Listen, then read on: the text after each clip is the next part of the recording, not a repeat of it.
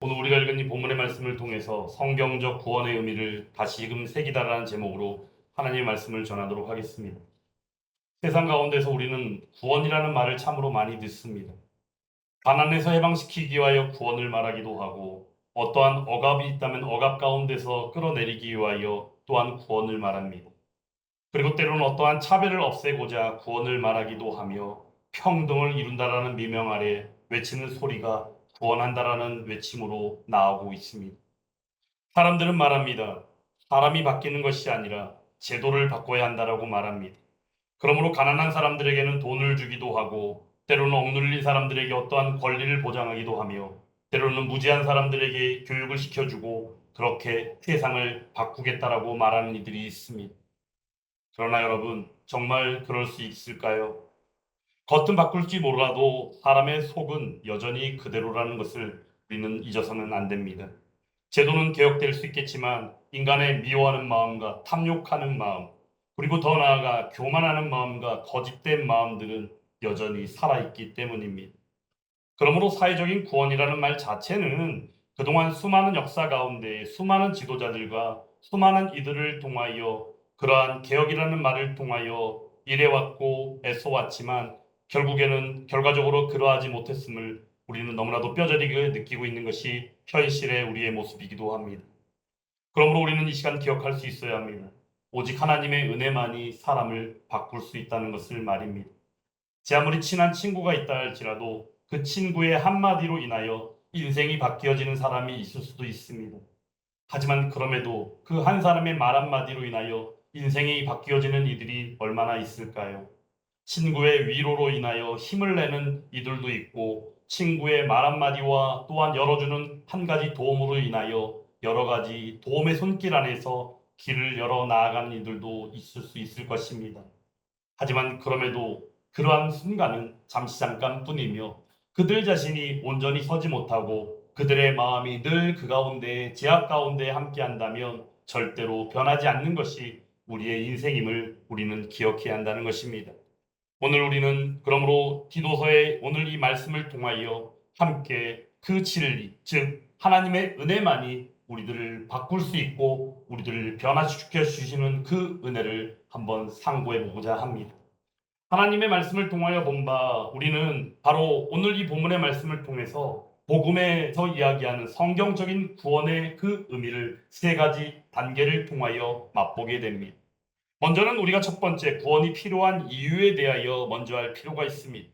3절 말씀 아까 전에 읽었지만 다시 한번 같이 읽어봅니다. 우리도 전에는 어리석은 자요 순종하지 아니한 자요 혹은 자요 여러 가지 정욕과 행락의 종로로 산 자요 악독과 투기를 일삼은 자요 가증스러운 자요 피차 미워한 자였으나 아멘. 여기서 말하는 이 내용들 혹여 우리들이 생각할 때, 이 내용은 저랑 상관이 있고, 이 내용은 저는 지금까지 그래 본 적이 없는데요 라고 말할 수 있는지도 모르겠습니다. 하지만 중요한 것은 무엇입니까? 사람은 늘 범죄합니다. 죄를 짓는다는 것입니다.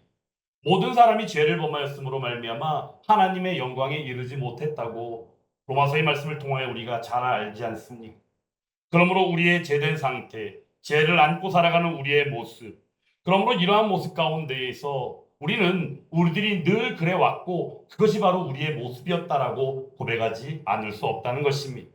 그러므로 복음을 믿기 전에는 하나님의 은혜를 받기 전에는 바울도 그러했고 그 동력자들도 그러하며 또한 그레데 교회를 함께하고 있는 교인들도 그러하며 어찌 보면 저와 여러분들도 그러하다라는 것을 우리에게 말씀을 통하여 다시금 상고하게 한다는 것입니다. 그러므로 우리들은 여기서 깨달아야 하는 것이 있습니다. 바로 무엇이 문제인가? 사회가 문제인가? 아니면은 그 나라가 문제인가? 우리는 이런 식으로 따지고 생각합니다. 그런데 중요한 것은 바로 무엇입니까? 우리들 자신이 문제였다는 것입니다.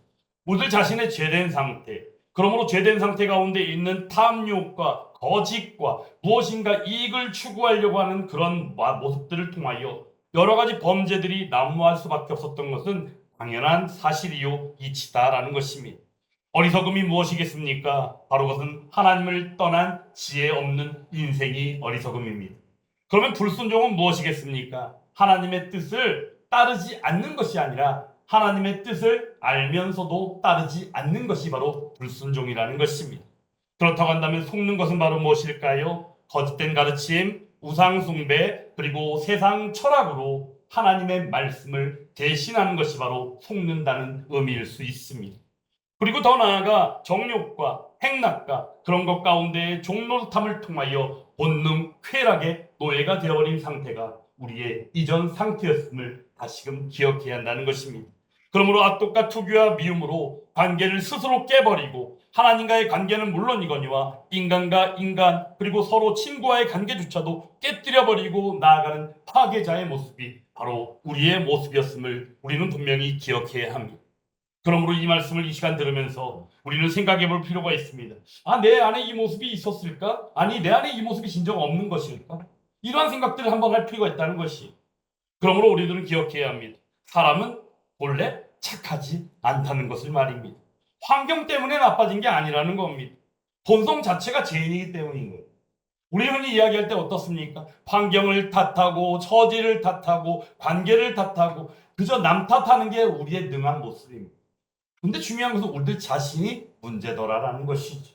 그러므로 하나님께서도 우리에게 말씀을 주실 때 하나님이 친히 하나님 자신을 알게 하시며 우리들 자신을 낱낱이 하나하나 알게 하심이 하나님께서 우리에게 베푸신 최초의 은혜임을 우리는 기억해야 한다는 것입니다.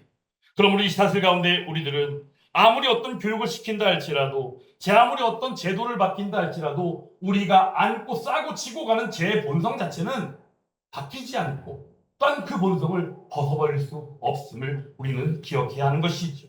어느 마을에 냄새나는 어떤 썩은 물통이 하나 있었다고 합니다.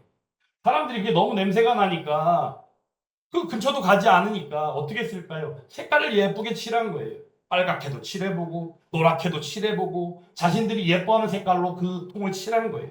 근데 어때요? 냄새는 그대로더라. 그래서 그 냄새가 나는 통에 근처에 갈 수 있었을까요? 절대 갈 수가 없죠. 이유가 바로 뭐예요? 속이 썩어 있기 때문이다라는 겁니다. 그러므로 사랑하는 여러분, 사람들이 그러하다는 겁니다. 우리들 자신이 그러하다는 겁니다. 그러므로 우리가 제 아무리 치장하고 제 아무리 예뻐 보이려고 애를 쓴다 할지라도 우리의 속사람이 썩었다면 어때요? 그 삶은 절대 바뀔 수가 없는 것이다 라는 거예요.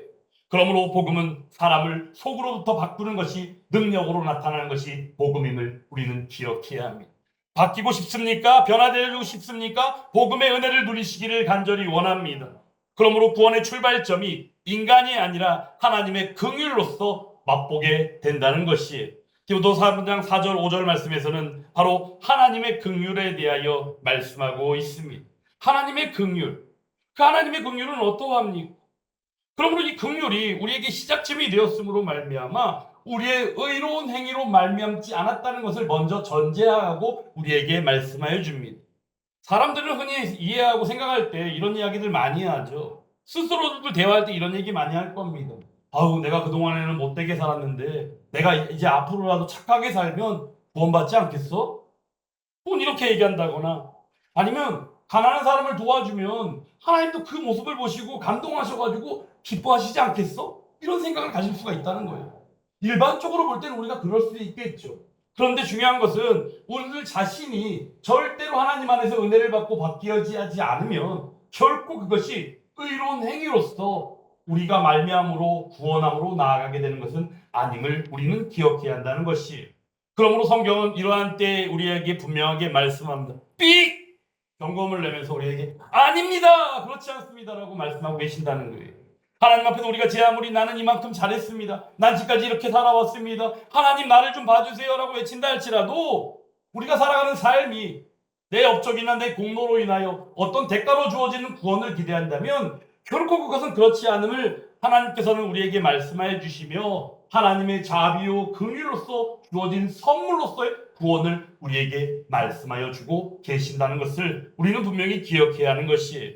그러므로 우리들은 중생의 씻음과 성령 하나님의 새롭게 하시는 은혜를 이 시간 잊어서는 안 됩니다.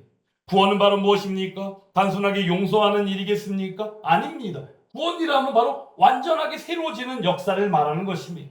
그러므로 중생은 다시 태어나는 것이죠. 위로부터의 완전한 변화를 말하는 것입니다. 그러므로 씻어지는 역사는 죄로부터 깨끗하게 정결하게 나아오는 바 죄로부터 분리되어진 삶으로서 하나님 기뻐하신 선하시고도 거룩한 삶을 살게 되어지는 것이에요. 그러므로 성령이 새롭게 하시는 삶 전체가 바뀌어지는 역사가 이 시간 구원받은 백성으로서 하나님을 예배하고 있다면 바로 저와 여러분들의 모습이 그러한 줄 믿습니다. 예수를 믿는다는 것은 바로 무엇입니까? 그저 믿는 것입니까? 아닙니다. 새 사람이 되었다는 것이에요. 옛사람은 지나가고 새 것이 되었도다. 할렐루야. 그러므로 새로운 피조물 된 삶이 이 시간 저와 여러분들 가운데 다시 한번 믿음으로 고백되어질 수 있기를 간절히 원합니다. 내가 그동안에 받은 교육이 좀 부족해갖고 난 내 이웃은 보니까 대학도 나오고 심지어 대학원도 나왔는데 나는 대학은커녕 우리 집이 가난해가지고 고등학교도 못 나왔는데 부끄러워서 어떻게 해야지? 소용없다. 눈으로 보여지는 건 혹시라도 그럴 수도 있겠죠. 어느 누가 말하기에는 좋아서 나는 그래도 대학원까지 나왔어. 나는 가방끈이 정말 길어라고 말하는 사람이 있을 수 있겠죠. 그런 이야기를 할 때는 우리들 자신이 뭔가 좀 쪼그라들 때도 있을 거예요. 나는 그렇게 못하는데.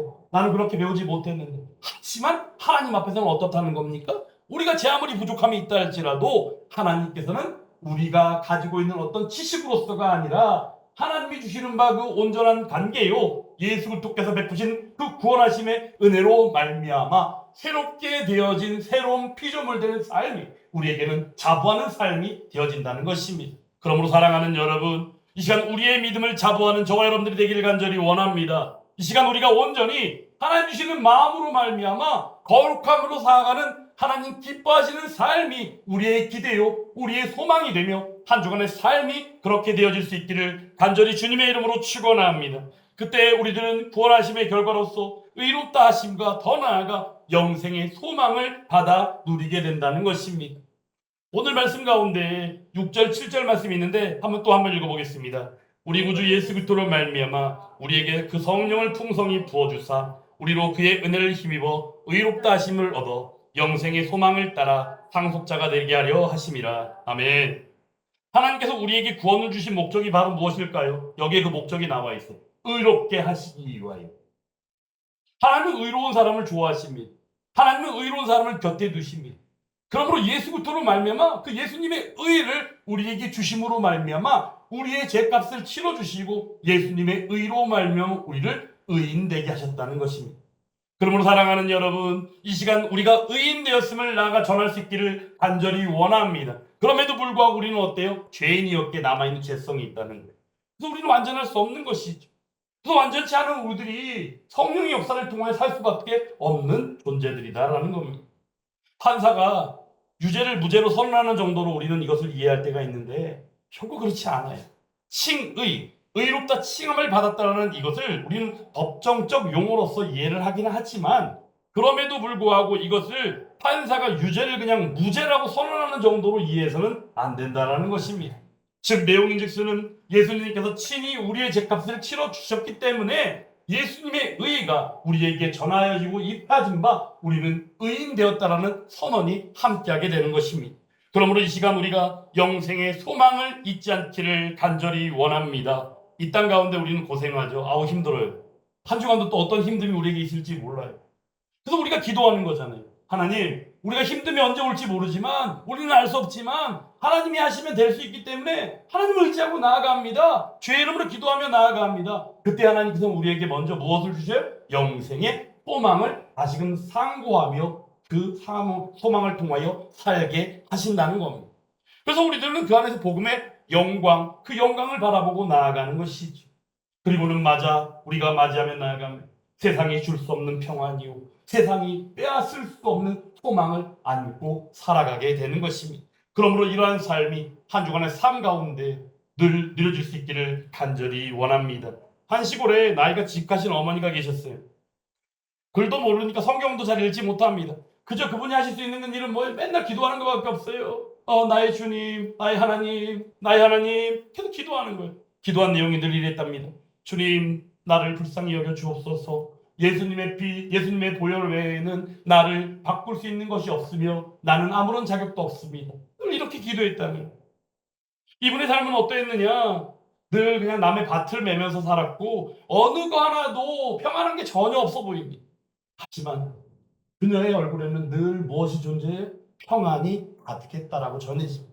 내용은 바로 무엇일까요? 그 평안은 세상이 이해할 때는 절대 이해할 수 없는 평안이기에 세상이 줄 수 없는 평안이었지만 그 평안은 구원의 은혜를 경험했기 때문에 누리는 주님의 평안이었는 줄 믿습니다. 이 주님의 평안이 한 주간의 삶 가운데 저와 여러분들 가운데 함께하기를 간절히 원합니다. 그때 우리들은 오늘의 이 말씀을 기억하며 행위로 구원받는 것도 아니며 제도도 개혁도 어떠한 지식도 우리를 구원하는 것이 아니라 오직 하나님의 그 은혜요 아버지 하나님 되시는 우리의 예수 그리스도의 구원의 복음을 통하여 우리가 구원받았음을 다시금 기억할 필요가 있습니다.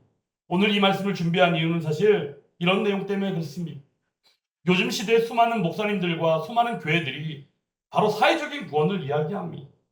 세상에 소외된 자들, 미천한 자들, 힘든 사람들을 위하여 예수님이 오셨다는 거예요. 예수님의 말씀, 하나님의 말씀을 통하여 볼 때는 실로 틀린 말이 아닐 수 있습니다. 하지만 그럼에도 불구하고 미천한 자, 힘들어하는 자, 소외된 자들 가운데도 죄악은들 함께한다는 것을 우리는 잊어서는 안 됩니다. 그러므로 오늘 말씀해 주신 것처럼 우리의 본래 모습, 죄악 가운데 있었던 그 죄와 사망 가운데에서의 죽음을 죄값을 치러주심으로 우리를 구원하신 성경 하나님 말씀에서 말씀하는 그 구원을 우리가 다시금 새길 필요가 있다는 것입니다.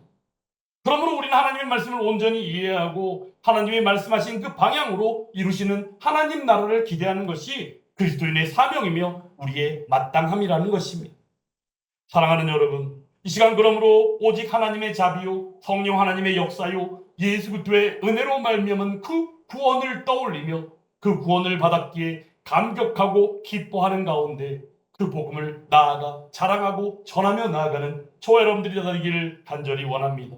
디도서에 나타난 말씀은 사실 그레데 교회 가운데 사도 바울이 디도를 남겨놓고 디도를 통하여 바로 그 교회를 섬기고 온전히 세워가기 위하여 말씀하신 권면의 메시지가 바로 디도서의 말씀입니다. 그레데 교회에 나타난 일들은 실로 어떤 일들이었느냐? 영지주의, 즉 영적인 것만이 위대하며 육적인 것들은 다 필요 없는 것이라 여겼던 마음들이 있었습니다. 그리고 두 번째로는 유대주의, 즉 유대인들이 가졌던 율법주의가 그들 가운데 난무했다는 것이에요. 그러므로 그들에게는 예수 그리스도의 은혜며 복음의 능력이 필요했습니다. 그래서 디도를 통하여 그 복음을 다시금 전하고 예수 그리스도의 복음의 능력 안에서 베푸시는 하나님의 자비와 긍휼하심을 또한 전했다는 것입니다. 그런데 중요한 것은 그 시작이 바로 무엇이냐? 바로 그들의 자신의 죄됨을 아는 것이 중요했다는 것입니다.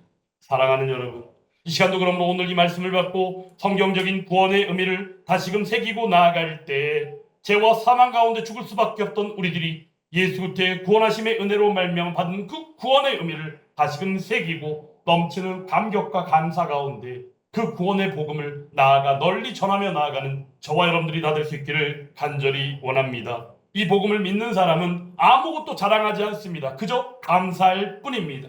그리고는 나아가 성경이 말씀하는 그 구원의 의미를 다시금 새기며 그 은혜 안에서 참으로 감사함은 물론이거니와 받았기에 나아가 있는 그대로 전하며 그 구원 안에서 하나님의 복음의 영광을 함께 누리며 나아가는 저와 여러분들이 다 될 수 있기를 주님의 이름으로 축원합니다.